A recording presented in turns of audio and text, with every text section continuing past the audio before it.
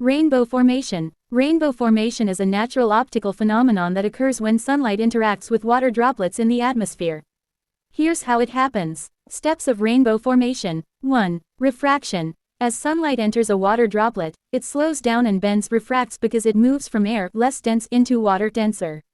2. Dispersion. Inside the droplet, light separates into its different colors because each wavelength bends by a different amount. Red bends the least, violet the most.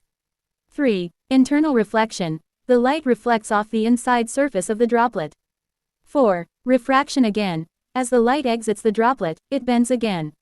Result. The combination of refraction, dispersion, and reflection causes the light to fan out into a spectrum of colors, forming a circular arc in the sky.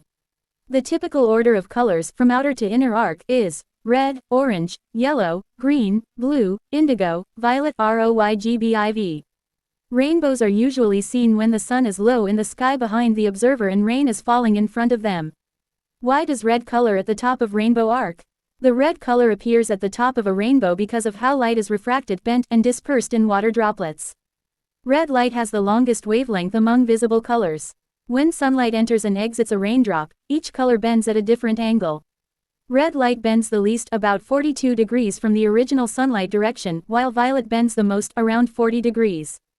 This means red light exits the raindrop at a higher angle than violet light.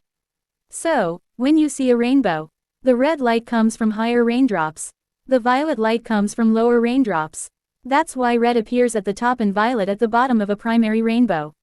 Conditions for rainbow formation. For a rainbow to form, specific conditions must be met.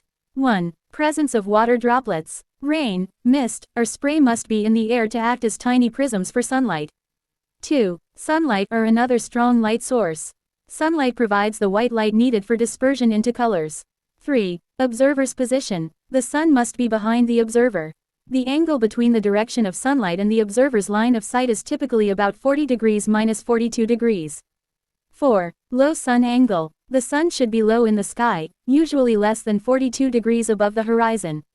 This is why rainbows are commonly seen in the early morning or late afternoon. Summary. Water droplets plus sunlight plus correct viewing angle equals rainbow.